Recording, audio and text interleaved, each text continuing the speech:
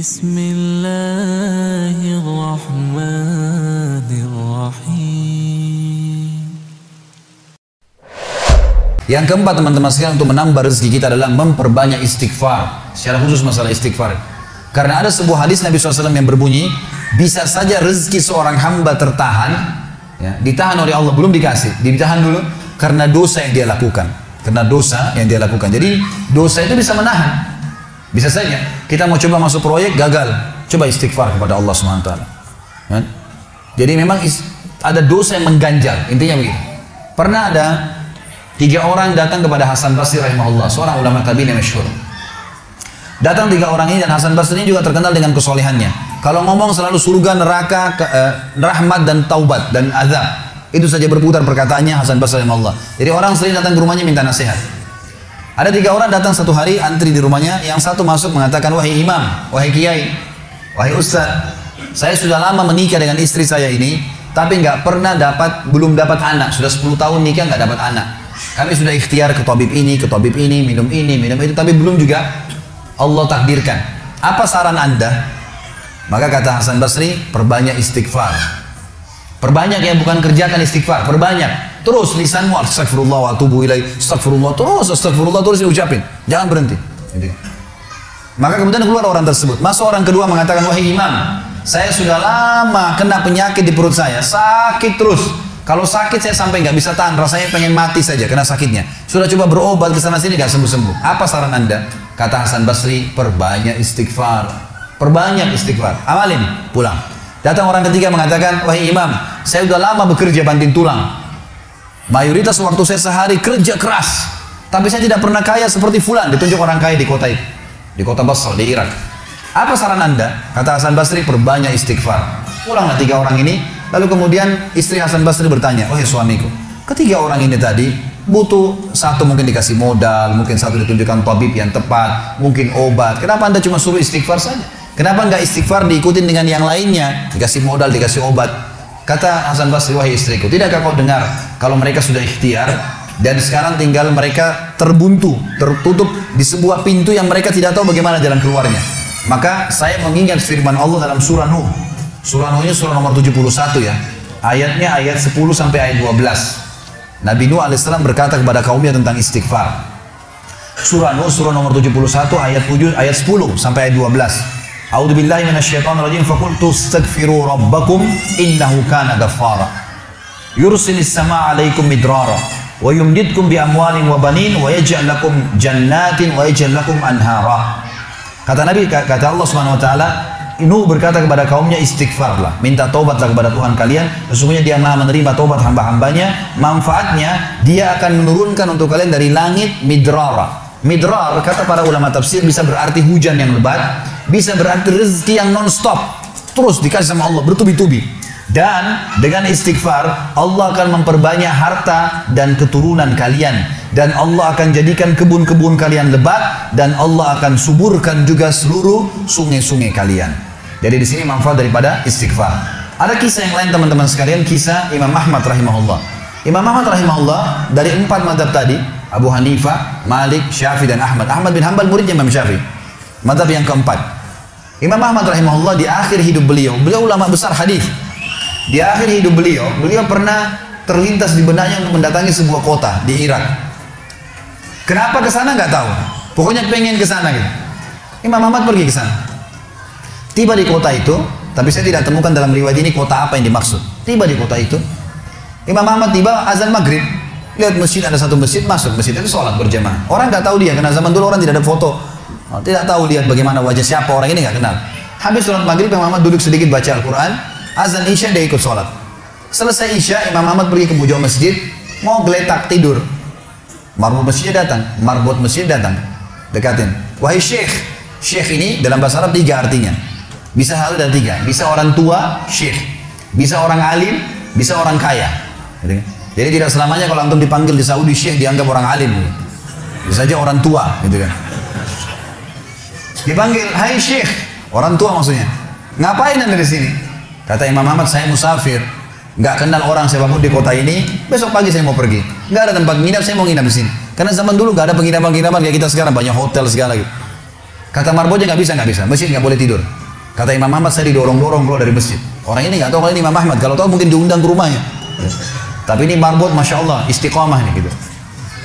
Keluar dari masjid, ditutup pintu masjid sama dia. Imam Ahmad lihat orang yang sudah pergi, Imam Ahmad lihat ada teras masjid, tidur di teras masjid. Balik lagi marbotnya. Wahai Syekh, ngapain sini? Musafir, mau tidur, nggak ada tempat nginap. Nggak bisa Syekh. Teras pun nggak boleh, peraturan. Ini saya bilang tadi istiqomah luar biasa. Imam Ahmad bilang, saya didorong-dorong ke jalanan. Dorong ke jalanan. Waktu saya lagi didorong ke jalanan, ternyata masjid bersebelahan dengan kios penjual roti. Ada satu orang penjual roti di sebelah masjid. Lalu dia mengatakan, Syekh, dipanggil Imam Ahmad, silakan ke tempat saya. Imam Ahmad pun datang. Dia bilang, saya punya rumah tidak jauh dari sini, ini kios saya, ada ruangan tempat tidur saya. Silakan Anda pakai nginap, besok Anda mau pulang silakan. Kata Imam Ahmad menceritakan tentang keadaan dia dengan penjual roti ini. Dia bilang, ada satu perilaku penjual roti ini yang unik. Imam Ahmad tertarik dengan itu. Dia bilang, setiap kali orang ini pecahin telur, ngambil terigu, ngambil garam, itu sambil astagfirullah wa atubu ilaih, astagfirullah wa atubu ilaih. Terus lisannya nggak pernah berhenti nih astagfirullah wa atubu ilaih, kecuali Imam Ahmad bilang saya ajak ngomong atau dia bertanya pada saya. Kalau berhenti istighfar lagi, selalu begitu. Kata Imam Ahmad, saya bertanya, sudah berapa lama kau amalkan nih? Orang itu bilang sudah lama, dari saya masih bujang. Kebetulan orang ini sudah tua, seumur sama Imam Ahmad, sudah mendekati 60 tahun lebih gitu. Baik, dia bilang sudah lama, dari saya masih bujang. Kata Imam Ahmad, ma thamaratu istighfarik, apa manfaatnya istighfarmu? Apa yang kau dapatkan dengan istighfar yang sebanyak ini?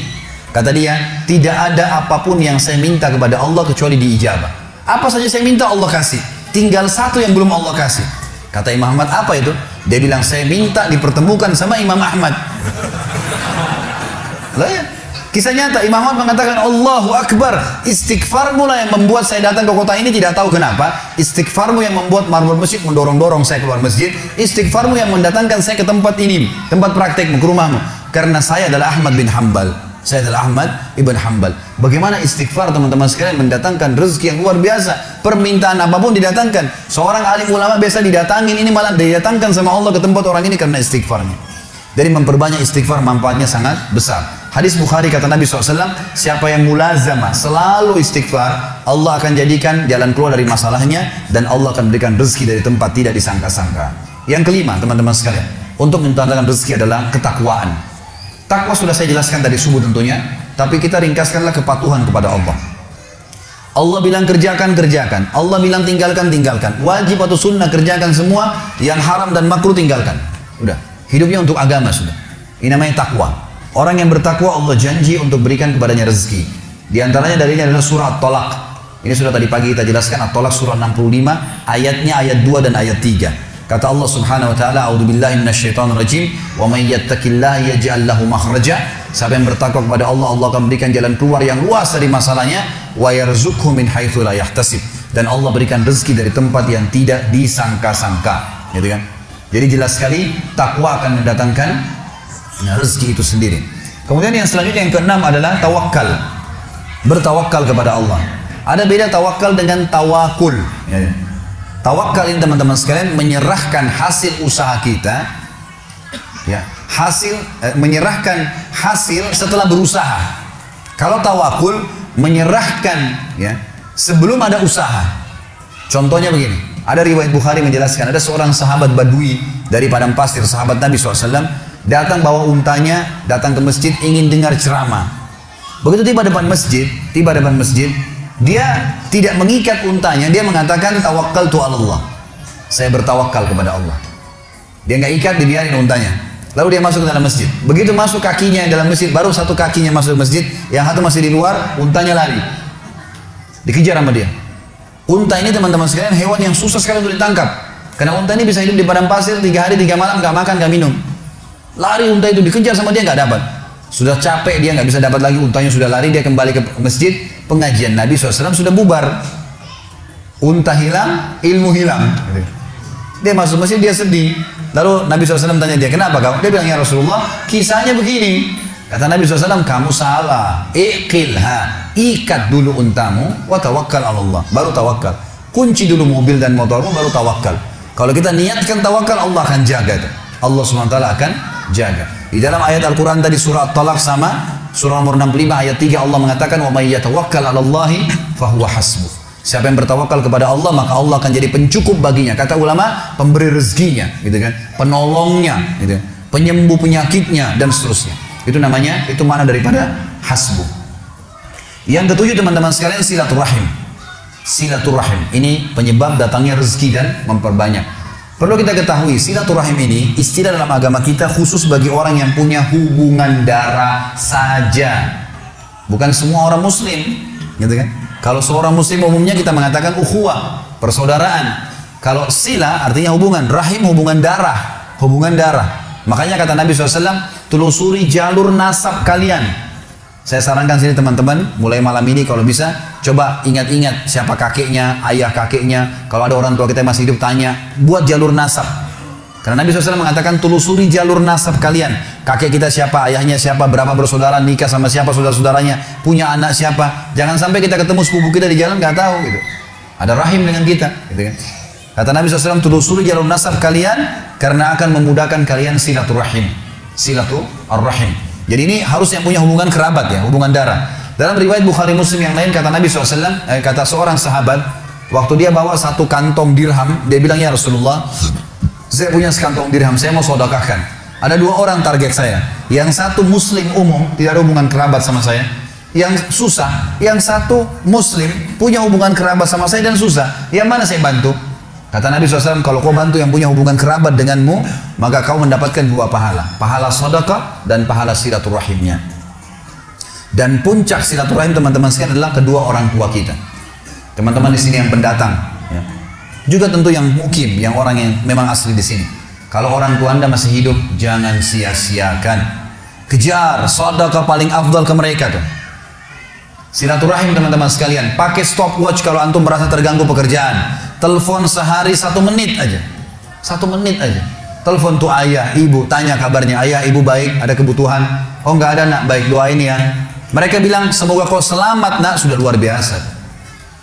Telepon mereka, teman-teman banyak di Indonesia, di Jakarta saya temukan yang memang merantau, akhirnya orang tuanya cuma ditelepon setahun sekali.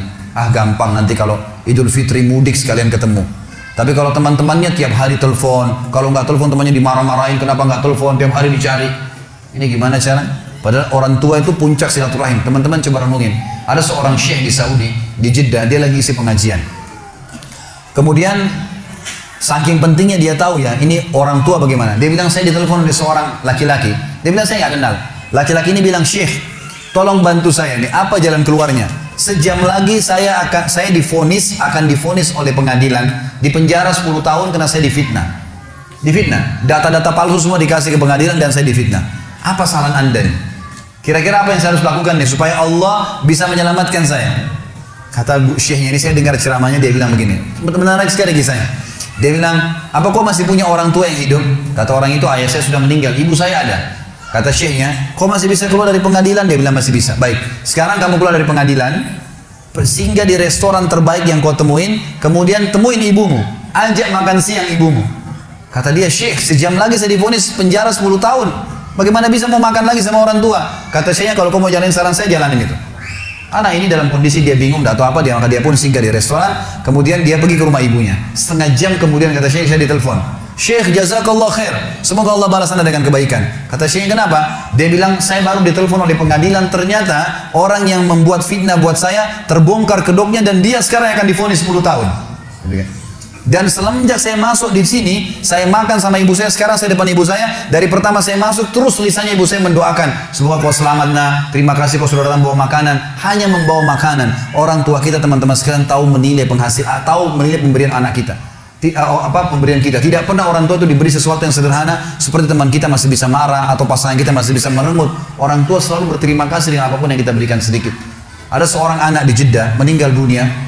Seorang syekh lagi sholat, suaranya insya Allah bagus sekali kalau dia jadi imam.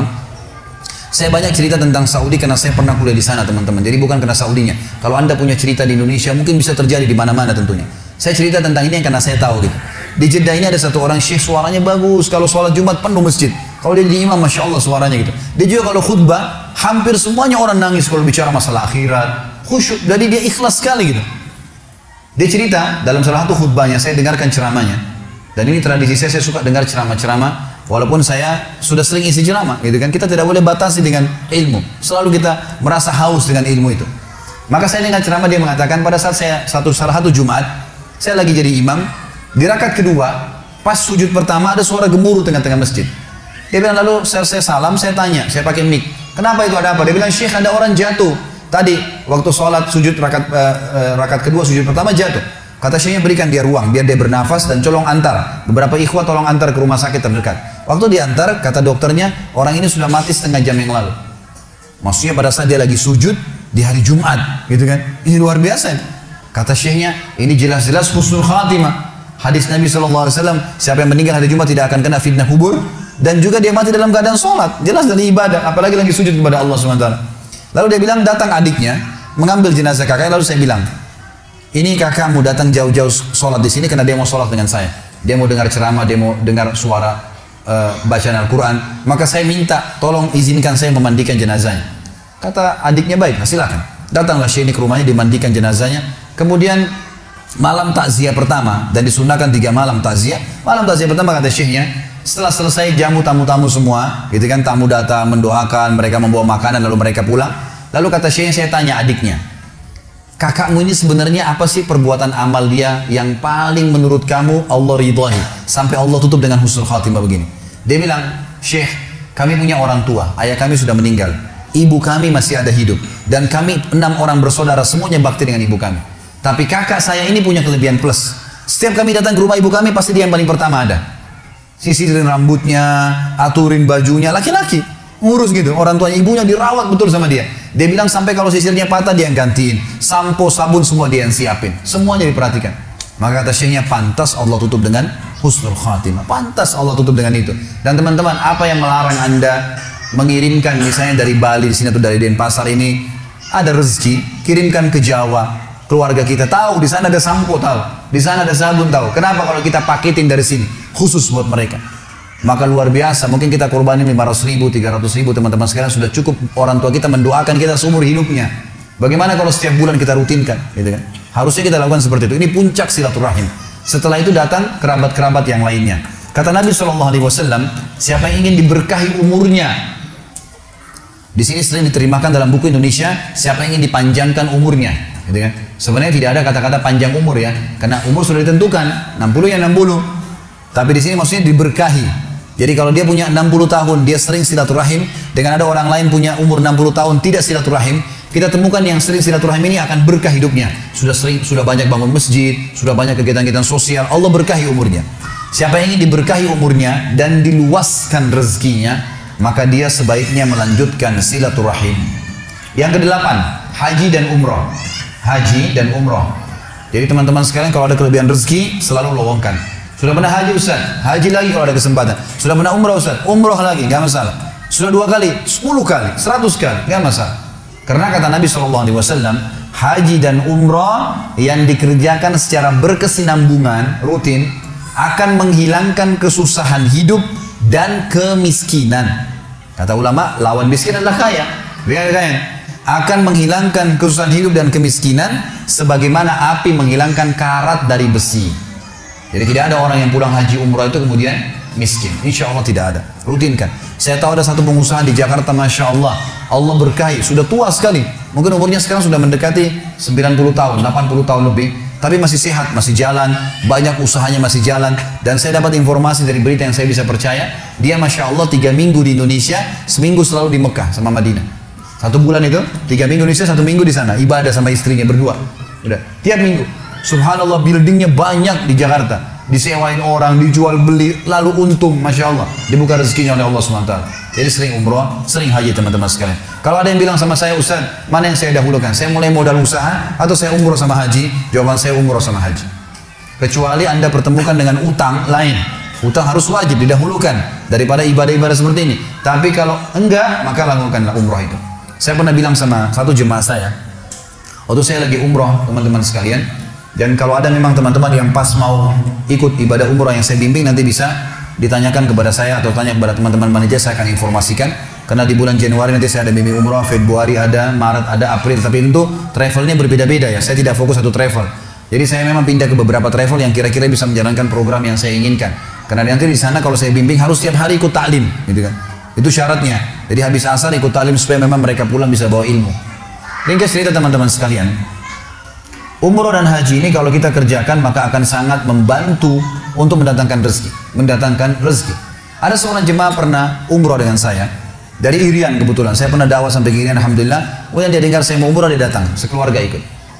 Waktu itu kami, mungkin kisahnya sekitar 5 tahun yang lalu, umroh bintang 5 sekitar 30 juta waktu itu rupiah.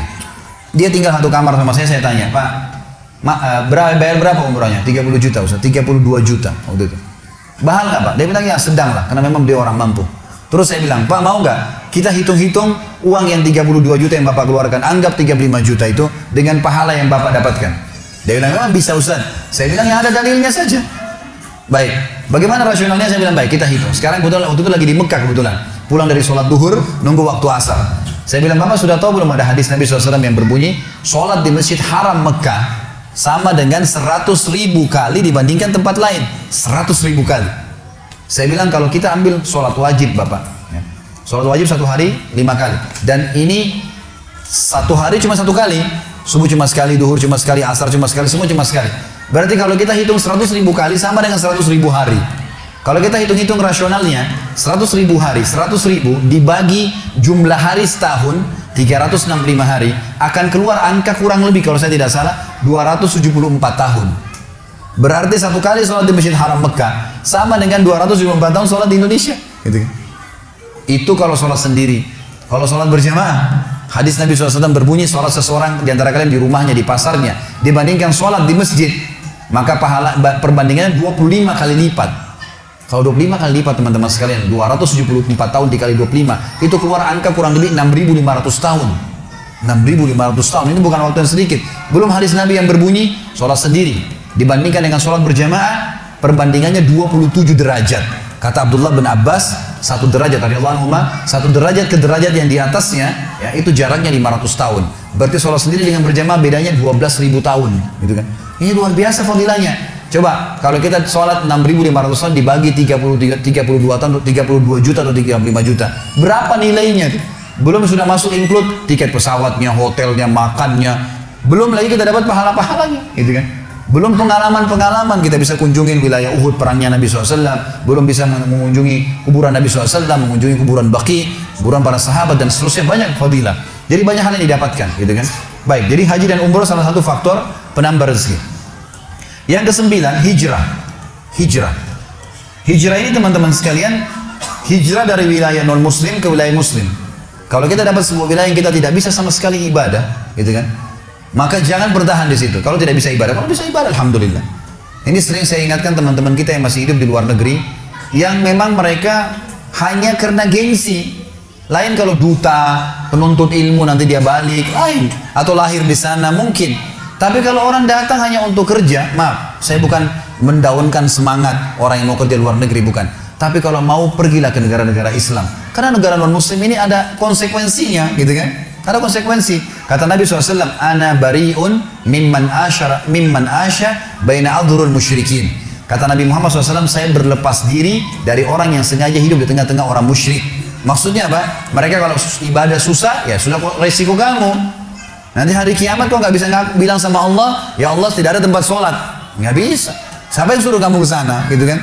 Kalau meninggal susah dapat kuburan muslim, ya suruh resiko kamu. Akhirnya kamu dikubur dengan orang muslim, ini tidak boleh, gitu kan? Maka ini harus difahamin. Saya kemarin subhanallah, waktu diminta saran oleh seseorang yang membantu saya membawa mobil di Jakarta, Ustaz doakan saya mau berangkat ke Australia. Saran Ustaz apa? Saya tanya kenapa mau ke Australia? Mau kerja. Baik, boleh saya tanya apa alasannya? Gajinya besar Ustaz. Gajinya besar, baik. Berapa gajinya? Sekian ribu dolar. Gitu. Terus saya bilang, boleh saya kasih gambaran? Dia bilang boleh Ustaz. Pertama masalah gaji dulu yang tadi kamu anggap besar itu. Pertemukan antara gaji yang kamu terima dengan kehidupan di sana. Jangan cuma kuruskan ke rupiah langsung dianggap besar, gitu kan? Pastilah besar. Kalau lagi rupiah lagi turun kayak sekarang, memang lagi tinggi dolarnya, maka besar. Tapi jangan seperti itu. Coba lihat bagaimana kehidupan sana. Ternyata sewa rumahnya mahal, kehidupannya mahal. Juga nanti bisa ditabung sedikit sekali. Itu pertama. Yang kedua, alasan banyak orang keluar negeri karena gengsi. Ada karena salju lah. Salju ini ada apa teman-teman sekalian? Kalau turun dingin, nggak bisa jalan. Gitu. Susah, bau nggak enak, gitu kan? Pakai baju berlapis-lapis. Tapi orang kita kan nggak ada salju di Indonesia, bangga foto dekat salju, padahal sudah menggigil. apa salju itu? Kalau anda mau salju gampang, ambil es batu blender, udah sama. Masalahnya itu, saya pernah temukan, saya diundang ke Australia ceramah waktu itu sama orang-orang kita, orang Indonesia. Saya ke Melbourne sama Sydney. Waktu saya tiba di Sydney, ada pengajian di rumah satu jamaah, banyak orang yang datang, Masya Allah. Kemudian ada satu orang bapak di belakang bertanya kepada saya, Ustaz, apa hukumnya sholat sementara di baju saya ada kotoran manusia? Saya bilang, sebentar Pak, sebelum saya jawab, kenapa bapak bertanya begitu? Bisa saya tahu? Dia bilang, saya tinggal agak jauh dari Sydney, sekitar 2-3 jam naik mobil. Saya dengar Ustaz datang, ceramah saya ingin dengar. Dan saya ini kerja, maaf ini bahasa dia ya, membersihkan kotorannya orang kafir nih, kotoran manusia. Jadi sering baju saya kena kalau saya bersihin, gitu kan. Jadi tong besar itu yang nampung-nampung nyetot-nyetot kotoran itu saya bersihin tuh. Sekarang boleh nggak saya sholat sementara baju saya kena kotoran dia? Saya bilang, sebelum saya jawab Pak, saya ajak anda pulang ke Indonesia. Demi Allah Bapak jual nasi uduk sama tempe pinggir jalan lebih mulia daripada bersihin kotorannya orang kafir. Gimana caranya dipertemukan? Jual nasi uduk sama tempe lebih mulia, azan bisa sholat, gitu kan.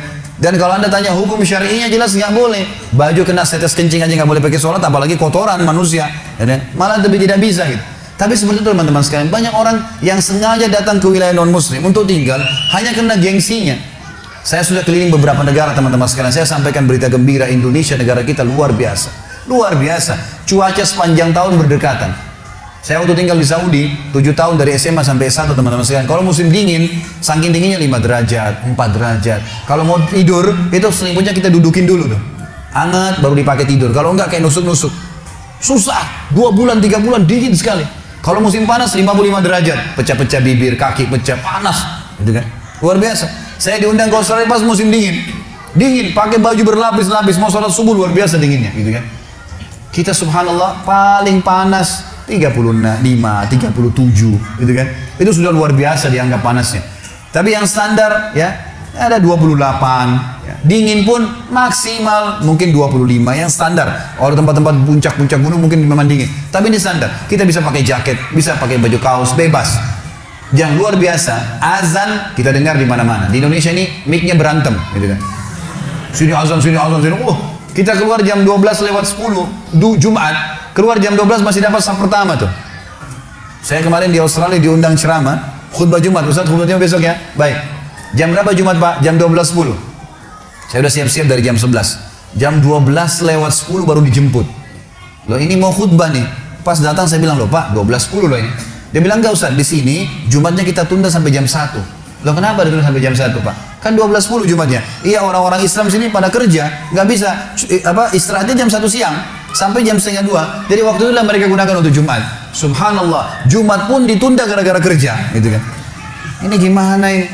Kita alhamdulillah di Indonesia hidup tenang, enak, tentram, luar biasa. Maka teman-teman sekalian, hijrah itu kalau kita pindah dari wilayah non muslim ke wilayah muslim justru menjadi penyebab rezeki. Dalilnya surah An-Nisa, surah nomor 4 ayat 100. Allah Subhanahu wa taala mengatakan, a'udzubillahi minasyaitonir rajim, wa may yuhajir fi sabilillah yajid fil ardi muragaman katsira wa sa'ah. Siapa yang berhijrah menuju ke wilayah Islam sehingga dia bisa leluasa beribadah, gitu kan? Maka dia akan mendapatkan muragaman katsira, peluang-peluang yang sangat banyak Allah kasih, wa sa'ah, dan keluasan rezeki. Keluasan rezeki. Hijrah ke wilayah yang bisa kita ibadah kepada Allah Subhanahu wa taala. Kemudian yang ke-10 teman-teman sekalian adalah doa. Berdoa kepada Allah SWT. Selalu ikutkan dengan doa. Sebelum berobat ke dokter, berdoa dulu agar Allah jadikan dokter itu penyebab sembuh kita. Sebelum membuka usaha, berdoa dulu. Gitu kan? Ya Allah, saya mau buka usaha ini, berkahilah. Begitu. Banyak orang menjadikan doanya nomor 30. Gitu kan? Kalau mau ke dokter, dokter dulu, dok sembuhin saya, dok penyakit saya begini. Ya, terus kalau sudah mentok, dokter udah nggak bisa, baru ya Allah sembuhin saya. Ini terbalik ini. Allah akan biarkan dia kalau seperti itu. Makanya kata Nabi SAW, Allah berfirman dalam hadis qudsi, wahai anak Adam, kalau kau gantungkan nasibmu padaku, aku akan menjadi pencukup bagimu. Tapi kalau kau gantungkan nasibmu pada selain aku akan biarkan kau dengan nasibmu. Jadi kita harus menggantungkan memang nasib kita kepada Allah Subhanahu wa taala. Doa ini teman-teman sekalian adalah curhat kepada Allah. Dan kalau anda mau lebih lengkap bisa dengar ceramah saya dahsyatnya doa. Ada di YouTube jelas diangkat 2 jam tablik akbar, dahsyatnya doa, gitu kan? Ini memang saya jelaskan panjang lebar, tapi saya ingin ringkaskan sebuah hadis Nabi berbunyi, tidak ada seorang muslim pun di muka bumi yang berdoa kepada Allah, kecuali Allah akan berikan melalui 3 tahapan. Bisa dikasih langsung Allah kasih, ya Allah sembuhin, ya Allah berikan rezeki, Allah kasih. Atau Allah hilangkan musibah yang akan menimpa dia. Atau Allah akan simpankan dalam bentuk pahala yang dia panen pada hari kiamat. Kata Nabi SAW dalam sebuah hadis yang lain, nanti ada orang hari kiamat datang diberikan pahala bergunung-gunung. Lalu mereka berkata kepada malaikat, pahala apa ini? Kayaknya kami belum pernah kerjakan nih. Kata Nabi, kata para malaikat, ini doa-doa kalian yang belum kalian dapatkan balasannya di dunia. Jadi tidak ada yang sia-sia, semua akan panen. Dikasih langsung, dihilangkan musibah atau panen hari kiamat. Maka mereka semua berharap semua doa yang pernah dipanjatkan di dunia tidak diberikan waktu itu di dunia dan mereka terima dalam bentuk pahala pada hari kiamat. Jadi doa ini adalah sesuatu yang luar biasa. Berdoa teman-teman sekalian, diberkahi. Buka toko baca bismillah, minta kepada Allah diberikan berkah pada hari itu dan seterusnya. Ini harus tahu. Yang ke-11, menikah. Ya. Ini yang belum menikah ini luar biasa. Yang sudah menikah juga Allah SWT berikan rezeki. Jadi Nabi SAW mengatakan 3 golongan yang pasti Allah kasih rezeki. Pasti kasih rezeki. Dijamin oleh Nabi SAW dalam hadis sahih. Yang pertama adalah mujahid di jalan Allah. Pergi berperang di jalan Allah, biar cuma modal baju di badan tuh, pasti hidup. Saya dapat berita di Gaza, di Palestina. Kemarin waktu 3 minggu lalu sempat umroh bimbing ke Aqsa. Lalu saya ngobrol sama orang-orang Palestina. Ada informasi, jadi ada wilayah yang belum dicaplok sama Yahudi itu. Dan semoga Allah tidak akan membuat mereka merebutnya gitu. Namanya Gaza, Jalur Gaza yang sering kita dengar. Di situ tuh subhanallah banyak anak-anak muda mereka sekolah. Kalau pagi mereka sekolah sampai siang, pulang dari sekolah udah langsung pakai tutup wajah, ambil segelas air mineral, sebotol air mineral, bawa Al-Quran, duduk di puing-puing rumah mereka, nunggu ribat sampai malam, gitu. Nunggu di situ. Tiap hari begitu jihad di jalan Allah, gitu kan. Dan mereka dokter, mereka jadi insinyur begitu tiap hari. Begitu kerjanya. Subhanallah, dengan modal air mineral 1 gelas hidup. Mereka bisa menikah, punya keturunan. Mujahid dijamin.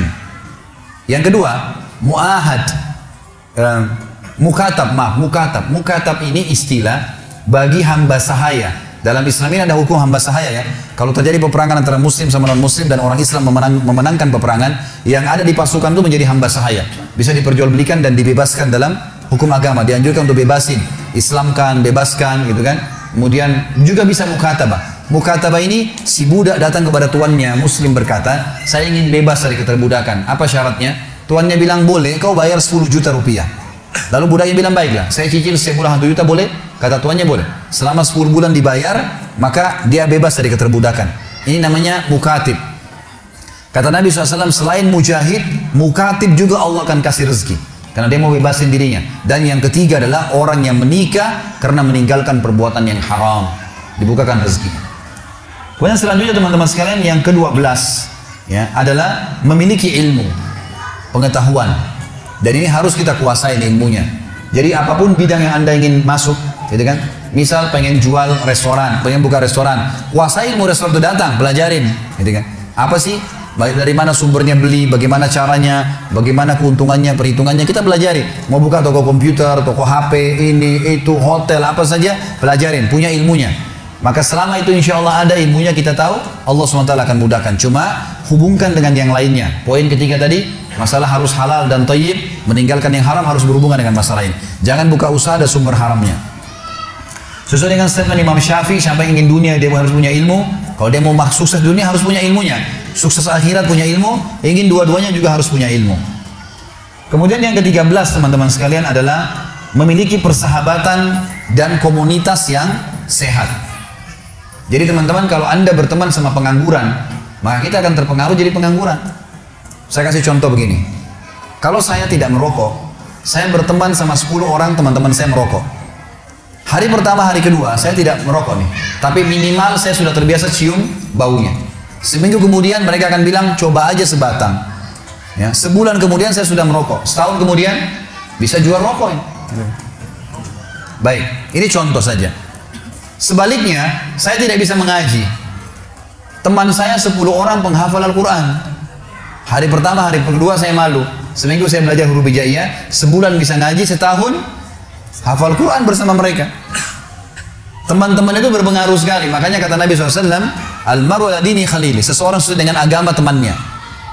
Komunitas. Kita berteman sama pengusaha-pengusaha, kita jadi termotivasi untuk itu. Berteman sama pengangguran, kita akan jadi pengangguran bersama mereka. Makanya perlu membentuk, dalam bahasa Arab namanya bitana salihah, lingkungan yang sehat. Kalau kita kenalan sama orang umumnya tidak masalah, tapi sahabat-sahabat dekat harus orang-orang yang berprestasi. Maaf teman-teman, saya ingin berbagi pengalaman di sini. Masih bisa waktunya. Baik, saya pernah waktu kuliah di Madinah, ini pengalaman saya sering ceritakan karena memang saya rasa itu prestasi yang saya dapatkan. Dan saya ingin berbagi supaya teman-teman juga bisa ngambil jadi pelajaran. Saya sekarang motivasi anak-anak saya untuk menerapkan itu. Gitu kan. Saya pernah waktu kuliah tingkat 1 kuliah di Madinah teman-teman sekalian, nilai saya standar saja, biasa. Terus kemudian muncul di benak saya, kok bisa ya? Waktu saya masuk ke kampus, baru mulai semester baru lagi tingkat 2 kuliah, ternyata tempat penerimaan beasiswa tiap bulan kami antri dikasih beasiswa 840 real oleh kerajaan Saudi. Kasih beasiswa. Waktu itu ada orang antri, saya lihat cuma sekitar 7-8 orang. Saya lihat teman-teman saya di kelas, saya tanya, "Akhi, ini antri apa? Ini kan belum akhir bulan, kok sudah terima beasiswa?" Dia bilang, "Bukan, ini dikasih 1000 real bagi orang yang cum laude. Nilainya 90 sampai 100 ini dapat 1000 real." Oh begitu. Baik, saya masuk kelas. Mulai saya berpikir waktu itu, bukan masalah pikir 1000 realnya ya. Saya berpikir, kok bisa teman-teman saya yang 7-8 orang ini cum laude? Apa kelebihan mereka? Dia punya 2 mata, saya juga punya 2 mata. Dia punya 2 kuping, saya juga sama. Waktunya juga dia 24 jam, saya 24 jam. Kalau mereka 27 jam ada bonus 3 jam mungkin. Ini enggak sama-sama. Kok mereka bisa, saya nggak bisa ya? Coba saya pelajarin. Saya lihat teman saya yang paling tinggi nilainya. Ada satu orang dari Somalia namanya Abdurrahman. Masya Allah, orangnya baik sekali. Selalu ranking 1. Selalu cum laude nomor 1. Dan nilainya 100, 100, 99, 97, 96, naik lagi 100. Begitu terus. Gitu kan? Kita ini subhanallah waktu itu saya tinggal 1 kuliah, dapat 75 aja sudah luar biasa. 75 nih. Kok bisa nih orang? Dari mana bisa nilai 100 nih? Saya coba undang dia. Selesai kuliah saya bilang, "Akhi Abdurrahman, nanti habis Isya tolong mampir ke kamar saya ya." Jadi kami dulu tinggal di asrama, building-building, ada kamar, 1 kamar 3 orang. Jadi beda-beda warga negara supaya bisa pakai bahasa Arab gitu. "Oh ya baik Khalid, saya datang insya Allah." Baik, datang. Saya udah siapin nih. Ini orang cum laude nomor 1. Yang saya bayangkan adalah yang dia lakukan pasti akan bicara masalah kitab ini, kitab itu, ilmi, semua pasti masalah ilmu nih, gitu kan. Saya sudah siapin buku-buku rujukan, saya sudah siapin buku tulis sama pulpen, saya mau catat apa yang dia bilang nih. Datanglah dia, saya siapin makanan, minuman, habis ngobrol. Sementara ngobrol, sampai 2 jam dia duduk, enggak satu pun bicara masalah buku. Enggak bicara masalah bab ilmu, enggak bicara apa-apa. Loh, bicaranya masalah negaranya dia, Somalia dengan negara kita Indonesia, ditanya-tanya sama dia. Lalu itu kami masih bujang, belum nikah. Kemudian dia tanya, ini cerita tentang nanti kriteria wanita kalau kita nikah seperti apa nih. 2 jam ngomong masalah itu. Loh, ini orang nggak bicara masalah bab ini, bab itu. Saya udah siapin boleh mau catat, nggak ada nih. Loh, apa yang membuat dia berprestasi? Saya tanya dia, "Abdurrahman, kamu setiap hari begini kalau ketemu teman-teman?" "Iya, saya bicara masalah nikah, bicara masalah ini, kemana-mana bicaranya." Apa yang buat dia prestasi? Baiklah, saya nggak bilang sama dia saya mau seperti dia gitu. Saya besok masuk ke kampus, saya ikutin dia. Saya sama-sama, saya jalan kampus, dia juga di sana. 1 fakultas, 1 kelas lagi. Ternyata saya dapat kata kuncinya, anak ini di kelas. Jadi di kelas ini dia kalau duduk, ini dosen syekhnya datang. Kalau dia syekh sudah datang, ada 5 materi setiap hari. Dia datang, syekhnya datang, dia duduk, tutup pintu, mulai baca tahmid dan salawat, kemudian mulai materi. Dia hadapkan mejanya ke syekhnya, dia ambil meja paling depan. Misal gini, ini di depan langsung berhadapan. Setiap syekh ngomong, dia seperti cuma dia sama syekh berdua, nggak ada orang lain nih. Jadi dengar betul fokus, dan setiap lewat 1 paragraf 2 paragraf dia bilang, "Sebentar syekh, saya mau tanya, yang anda terangkan tadi ini begini isinya 1, 2, 3, 4, 5 itu yang saya pahamin, benar nggak?" Kata syekhnya, "Benar." "Baik, kalau ujian saya jawab begitu bisa nggak?" "Bisa." Dicatat sama dia. Ini di belakang ini ada anak-anak yang tidur, yang gambar-gambar. Ini yang ketawa tahu diri ya. Dia tuh malas belajar. Saya lihat, oh rupanya di sini nih. Saya coba pindah ke meja depan, lalu kemudian mulai besok saya lihat, dan dia catat-catat semua tuh. Oret-oret nanti pulang ke kamar diperbaiki nama dia. Dan subhanallah tulisan dia itu, kalau hari ujian teman-teman sekalian ditaruh di fotokopian, di fotokopi sama anak mahasiswa dibaca. Berapa banyak pahalanya orang ini? Ayat hadis dihafal, tulisan tangannya. Dan dia kena tulis sesuai apa yang dia faham, gitu kan? Dia udah nggak, dia tinggal baca sedikit udah tahu. Dan sudah faham di kelas, gitu kan? Mulai besok saya bawa buku tulis, bawa pena, dia di sini, saya di sebelahnya. Dia bertanya, saya juga bertanya. Persis seperti dia gitu. Tapi yang kalau saya tidak paham, kalau saya paham saya sudah tulis. Kalau dia bertanya saya paham sudah. Kalau saya tidak paham saya, "Syekh sebentar." Ya. Maksudnya begini Syekh. Jadi kelas ini jadi hidup gara-gara saya bersebelahan sama si Abdurrahman. Yang lain yang tidak tidur jadi bangun. Ini ada apa nih ribut di depan? Tanya terus, diskusi sama Syekhnya terus begitu. 6 bulan pertama teman-teman sekalian saya kewalahan nulis. Karena Syekh ngomong apa ditulis kan gitu. Susah nih. 6 bulan kemudian setelah saya terus paksain diri sampai pada tingkat Allah mudahkan, alhamdulillah saya bisa nulis apa yang Syekh ucapkan dengan 2 warna pulpen. hitam apa yang dia ucapkan, kalau ayat pakai pulpen warna merah gitu. Dan pada saat hari ujian difotokopi bukunya Abdurrahman sama buku saya, dua-duanya difotokopi sama mahasiswa gitu kan. Dan pada saat hasil ujiannya sama, nama dia dan nama saya berdekatan, sama-sama dapat 1.000 real gitu kan. Sampai pernah ada seorang dosen, ada materi namanya Ghazul Fikri, perang budaya, bagaimana mempelajari negara-negara barat, negara muslim berusaha untuk memerangi umat Islam. Materi yang ada seorang dokter, orangnya baik, tapi beliau suka pakai bahasa ahmiyah, bahasa pasaran dalam menerangkan materi. Jadi nggak semua orang paham gitu. Maka Syekh ini kalau ditanya, Syekh, teman-teman dari Afrika tanya, Syekh, Anda belum mengerti Syekh, dia bilang kembali ke buku. Nggak dijelasin lagi gitu kan. Ini gimana cara memahaminya orang ini gitu. Tapi apa yang saya sudah ambil kata kunci, Syekh, maaf, yang Anda terangkan seperti ini maksudnya? Iya benar. Udah. Bukunya mana Syekh? Ini rujukannya, saya beli bukunya nanti gitu kan. Subhanallah, dia datang dari angka 100 nilai full, 70 nanti di kertas, 30 ini teman-teman sekalian dikasih ujian di kelas, ujian tulisan 30. Dia datangkan 5 soal, dikasihlah ujian. 2 kelas waktu itu tingkat 4 kuliah, tingkat 3 atau tingkat 4 kuliah, 2 kelas ini gitu kan, penuh, kurang lebih 100 orang lah jumlahnya. Dikasih ujian, datang sini minggu depan marah-marah. Kalian apa ini? Bagaimana kalian jawab nanti di ujian utama? 70 angka kalian bisa dapatkan, 30 aja susah didapatkan. 5 soal saya jawab, tanya nggak ada yang bisa jawab. Kalian salah semua.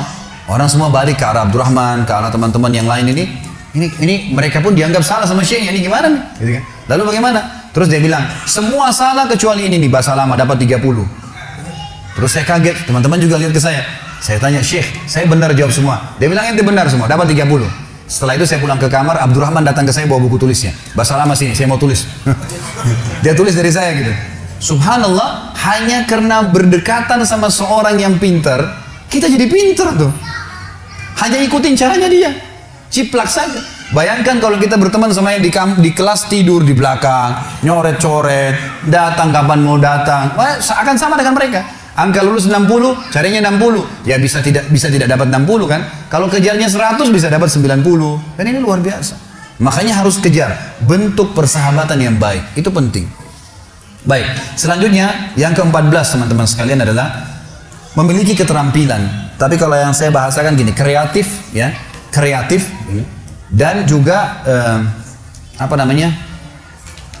inovatif ya. Kreatif dan inovatif.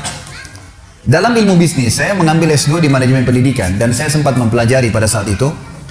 Jadi beberapa perusahaan-perusahaan memang berkembang pesat karena ada poin-poin, banyak poin-poinnya. Di antara poin-poinnya itu adalah masalah bagaimana perusahaan itu akan sangat luar biasa sukses jangka panjang kalau mereka kreatif dan inovatif. Mereka selalu berusaha untuk bisa punya produk. Kalau ada orang di antara Anda dagang, ngambil produk orang yang sudah ada, boleh, nggak masalah. Berkembang, dapat untung iya, tapi kita sedang mengembangkan merek orang lain. Yang sukses sebenarnya adalah bagaimana mengembangkan merek sendiri. Kalau punya merek sendiri memang jangka pendek dia belum bisa dapat langsung, tapi jangka panjang itu besar. Satu kali sukses maka orang akan pakai nama kita. Ini yang dimaksud dengan inovatif dan ini kunci kesuksesan sebenarnya. Bagaimana seseorang bisa mengembangkan potensinya. Daripada kita jual barang orang lain, lebih baik kita belajar untuk coba mencari ya produk-produk yang bisa kita kembangkan sendiri. Dan ini yang saya bahasakan dengan kreatif dan inovatif. Tentu ini sesuai dengan sabda Nabi SAW dalam riwayat Imam Bukhari Muslim. Kata Nabi SAW, Inna Allah yuhibbu min abdin idha amila amalan an yutkinahu. Allah cinta seorang hamba kalau dia mengerjakan satu perbuatan dia menguasainya. Ada profesionalisme di sini dan dia punya kreatif, inovatif dalam mengembangkan usaha-usahanya.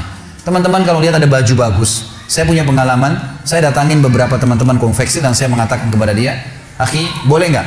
Saya mau buat ambil baju dari anda ini, tapi dipasang merek saya.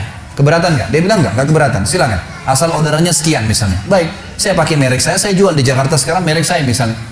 Memang betul saya tidak bisa buat produk jahitnya, tapi dia bisa siapin dan saya tidak menipu dia karena saya izin dan dia izinkan. Yang penting kuantitinya masuk dan itu satu hal yang bagus. Akhirnya yang saya kembangkan adalah produk saya, gitu kan? Otomatis secara seperti itu. Ini yang saya maksudkan. Jadi bisa mengembangkan dengan masalah itu. Dan yang terakhir teman-teman sekalian adalah yang ke-15 ya. Ini sebenarnya ada 20 poin, tapi saya belum susun semua lengkap. Adalah kejujuran, ya. Kemudian juga afaf. Afaf ini teman-teman sekalian tidak membuka pintu merengek, minta-minta, mengemis. Tidak membuka pintu mengemis. Kalau jujur, ada hadis Nabi SAW yang berbunyi, Allah Subhanahu Wa Taala akan memberkahi seorang pedagang dan pembeli serta pemilik utang yang jujur. Di sini kata ulama hadis, dimaksud diberkahi adalah Allah akan lipat gandakan tambahan rezeki bagi pedagang, pembeli, dan pemilik utang yang sedang utang yang jujur. Ini termasuk dalam hadis yang dikatakan tadi. Kemudian afaf, tidak mengemis. Kata Nabi SAW, tidak ada orang yang membuka pintu minta-minta kecuali Allah akan bukakan baginya pintu kemiskinan. Dan tidak ada orang yang menjaga kemuliaan dirinya, tidak minta-minta. Lain ini minta, ini mengemis ya. Beda kalau antum sedang nawarin proyek untuk investasi, itu lain. Ini bukan ngemis namanya, ngajak orang untuk investasi, ngajak kerjasama lain. Ini memang ngemis. Lalu dia beli rumah dari kemisannya, dia beli makanan dari kemisannya. Ini semua hal yang tidak boleh. Kata Nabi SAW, dan tidak ada orang yang menjaga kemuliaan dirinya, tidak ngemis, kecuali Allah akan bukakan untuknya pintu kekayaan. Pintu kekayaan. Jadi ternyata dengan mulia, maka kita bekerja, dengan kita hasil kita sendiri, maka insya Allah Allah SWT akan bukakan pintu-pintu kekayaan. Allahu alam. Jadi ini teman-teman sekalian 15 kiat bagaimana kita menjaga dan mempertahankan rezeki yang Allah Subhanahu wa taala berikan kepada kita, dan semoga saja apa yang kita bahas ini bisa bermanfaat. Baik, masih ada waktu sekitar 15 menit. Saya minta waktu sampai jam 9. Saya akan bacakan beberapa pertanyaan. Mas? Oh, jam 10. Ini waktu Jakarta ini. Salah, lupa. Ini masih bisa lanjut nggak pertanyaannya? Lanjut. 10 menit ya. Baik, dan saya hanya baca pertanyaan sesuai dengan tema saja.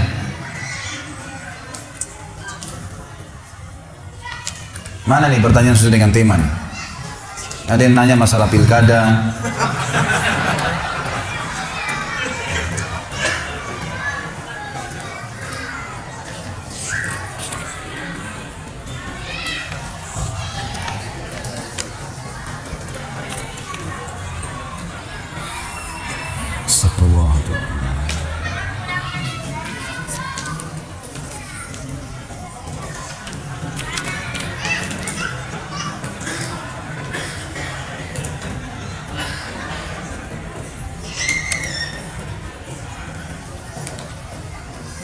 Ustaz, suami ana suruh puasa Senin Kamis. Katanya di tempat kerjanya terlalu banyak godaan, tidak bisa menjaga pandangan. Kalau dia puasa dengan keadaan seperti itu bagaimana Ustaz? Mohon nasihatnya.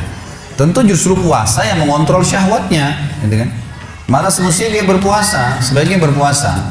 Orang yang tidak bisa, orang yang khawatir fitnah, semestinya malah harus puasa. Karena kata Nabi SAW, menikah wahai anak-anak muda, menikahlah, ya. Karena menikah akan menjaga kesucian, kehormatan, kemaluan kalian, dan akan menjaga kehormatan pandangan kalian. Bagi yang tidak mampu berpuasa, maka saya sarankan tetap berpuasa, tidak ada masalah di situ.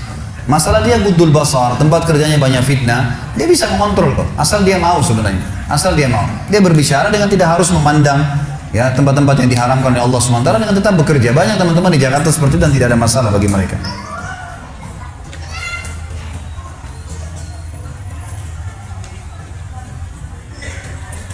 Saya bermaksud menanyakan hal yang berbeda dari materi rezeki, tapi berhubungan dengan itu. Semoga berkenan.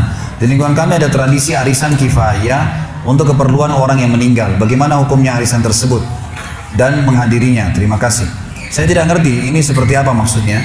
Tapi kalau ada arisan secara umum, kalau tidak ada unsur transaksi dalam Islam itu dibolehkan kalau tidak ada riba, sesuatu bertambah disebabkan karena utang atau gadai, tidak ada kezaliman, mengambil haknya orang lain, tidak ada gharar, merugikan salah dari dua belah pihak, gitu kan? Tidak ada maisir, unsur judi, ngundi nasib, maka dibolehkan dalam Islam. Arisan itu ya, boleh saja. Tapi kalau misalnya arisan ini ada salah satu dari 4 hal ini, bisa ada ribanya, bisa ada ghararnya, merugikan salah pihak, bisa ada kezaliman, ini bisa judi, ngundi nasib, maka tidak dibolehkan dalam Islam. Jadi boleh saja kalau memang itu diperlukan ya. Saya tidak mengerti yang dimaksudkan untuk acara untuk kematian seperti apa. Kalau memang sifatnya sosial, kalau ada orang meninggal dunia, kemudian memang butuh biaya, bayar kuburannya, perawatannya segala, dan untuk memudahkan agar bisa dibiayai, kemudian diadakanlah arisan ini umumnya Allah alam. Yang saya tahu boleh saja. Ini kalau yang saya fahamin. Tapi kalau selain daripada ini, maka saya tidak tahu. Bagaimana kalau suami yang bersifat pelit terhadap istri? Bagaimana bila ada seorang suami yang taat beragama, rajin menuntut ilmu, namun sering zalim terhadap anak dan istrinya? Tidak boleh pelit dengan istri tentunya, ya kan? Karena sedekah yang paling afdal itu adalah sedekah yang dikeluarkan untuk keluarga. Dan di sini orang tua, kemudian masuk istri dan anak. Sebagaimana sabda Nabi SAW, dinar yang engkau keluarkan di jalan Allah, dinar yang engkau infakkan untuk pembebasan budak, dinar yang engkau infakkan untuk jihad, dan dinar yang engkau berikan untuk keluargamu, istri, anakmu, dan orang tuamu, jauh lebih besar pahalanya. Jadi semestinya seorang suami lebih tahu masalah itu. Harus dia lebih loyal kepada istri, anaknya, keluarganya. Harusnya dia begitu. Tapi yang perlu digarisbawahi di sini teman-teman sekalian, terutama akhwat kita, yang wajib dari suami hanya nafkah. Apa itu nafkah? Sesuatu yang kalau tidak dikasih, roda kehidupan tidak bisa berputar. Tidak ada haknya seorang istri mengambil semua gaji suaminya. Ini nggak boleh. Misal gini, suami yang bijak, dia mencatat kebutuhan rumahnya. Ternyata kebutuhan rumah misalnya 5 juta, gaji dia 7 juta. Baik, 5 juta diberikan ke istrinya, lalu dikelola oleh istrinya. 2 juta dia punya hak untuk bantu orang tuanya, bantu masjid, kegiatan dakwah, itu haknya dia. Nggak boleh istri mengambil semuanya, karena itu haknya suami. Sebagaimana juga suami tidak boleh sama sekali 1 rupiah pun mengambil uang murni punya istrinya. Misal istrinya dapat warisan nih 200 juta, sudah 10 tahun berumah tangga, suami nggak boleh bilang, kamu kan sudah 10 tahun saya biayain, ini bagi 2 warisannya.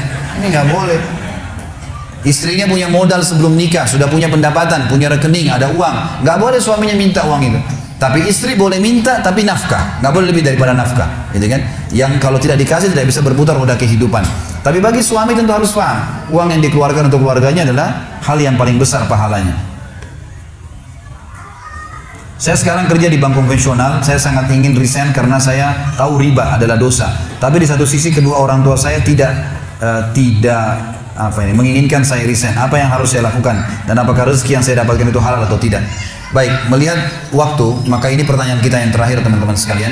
Saya tidak bisa jawab semuanya. Kalau saran saya, tolong teman-teman buka YouTube dan bisa ditulis TJ, huruf besar semua tanya jawab. Maksudnya tulis nama saya Khalid Basalamah. Ada pertanyaan sudah ratusan sekarang, alhamdulillah, yang ditanya oleh teman-teman, dan saya lihat sebenarnya hampir sama dengan pertanyaan antum di sini. Itu sudah saya jawab di YouTube, tinggal bisa dilihat. Misal masalah rumah tangga, masalah politik, masalah memilih pilkada, ikut boleh atau tidak, pilpres, dan segala sudah saya jelaskan. Bahkan ada ceramah saya judulnya kriteria pemimpin dalam Islam. Itu bisa ditonton, semua insya Allah bisa jawabannya. Khusus masalah kerja di tempat riba ini teman-teman sekalian. Saya nasihatin karena Allah Subhanahu Wa Taala. Jangan anda pahami Ustaz ini kolot atau terlalu keras, bukan masalah itu. Tapi riba ini teman-teman sekalian berat sekali riba ini.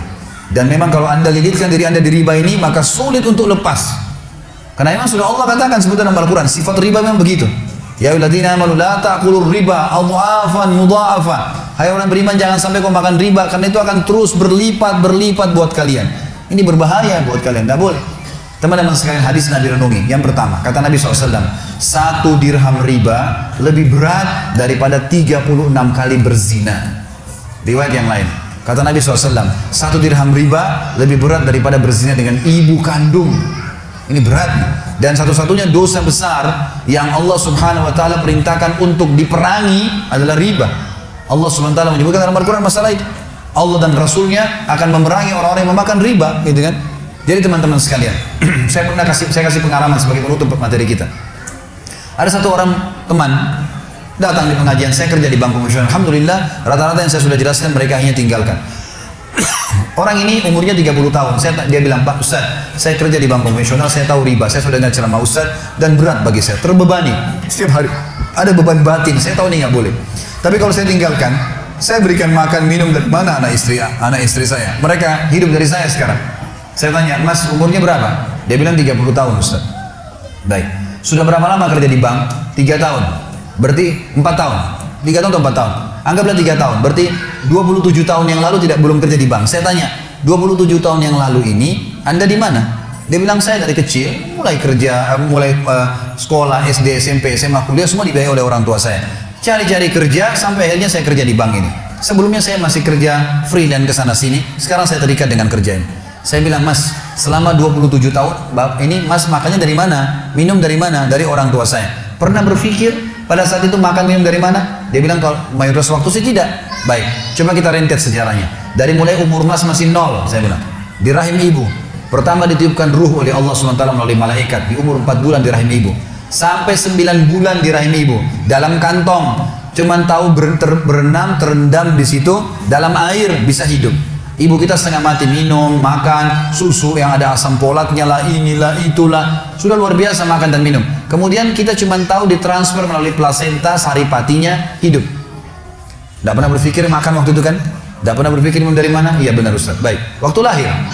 Waktu kita masih SD, masih kecil, anak-anak SD, SMA, masih sampai SMP, sampai SMA pun, kadang-kadang masih kuliah. Kalau dia masih bergantung pada orang tuanya masih minta, ayah ibu beliin, ayah ibu beliin. Kadang-kadang marah kalau orang tuanya nggak beliin, tidak mau tahu dari mana uangnya. Pernah nggak berpikir waktu itu dari mana uangnya? Tidak pernah berpikir. Anak-anak cuma nangis beliin permen, tidak dibeliin, beliin es krim, tidak dibeliin, nangis. Gitu kan? Baik, kita selalu dibelikan. Dari mana semua uang itu? Secara mata, kasat mata manusia, orang tua kita yang punya, tapi sebenarnya itu rezeki yang Allah sudah berikan kepada kita. Sudah tercatat itu rezeki buat kita. Masa mas, 27 tahun kehidupan anda dijamin sama Allah, makan, minum, tidur, bernafas, enak. Ya, waktu itu belum ada kerjaan, ya, tapi hidup. Sekarang 3 tahun kerja di sesuatu yang haram, lalu mas ketakutan setelah jadi sarjana.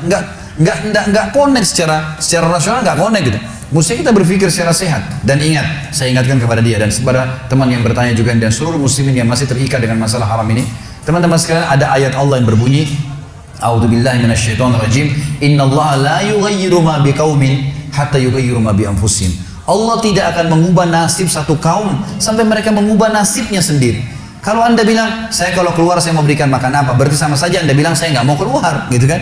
Mau tetap di situ. Kalau kita nggak mengambil langkah, nggak mengubah nasib kita, nggak keluar dulu, maka kita akan terkurung terus. Allah nggak akan mengubah nasib itu. Harus keluar dulu, baru Allah ubah nasibnya. Memang begitu. Dan banyak orang yang lakukan akhirnya berubah nasibnya karena mereka mendobrak itu.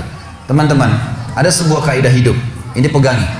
Jangan kurung diri kita di bingkai kehidupan yang kita buat sendiri. Misal gini, saya kalau tidak minum kopi pagi hari kepala saya pusing. Misal, ada orang bilang begini, kalau pagi hari nggak ada kopi pusing nggak kira-kira? Pusing.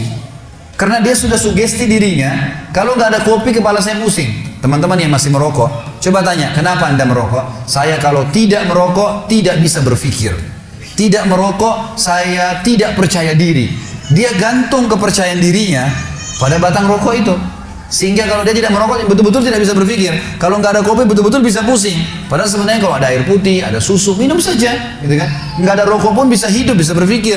Ini namanya bingkai kehidupan. Kalau bahasa saya, itu biasanya kita kurung di situ, berputar-putar di situ, kita nggak mau keluar. Padahal kalau kita keluar dari bingkai itu teman-teman sekalian, kolam yang sedang kita tenggelam di dalam, kita keluar, bumi ini masih luas, dan kita punya banyak peluang, jutaan peluang di depan mata kita.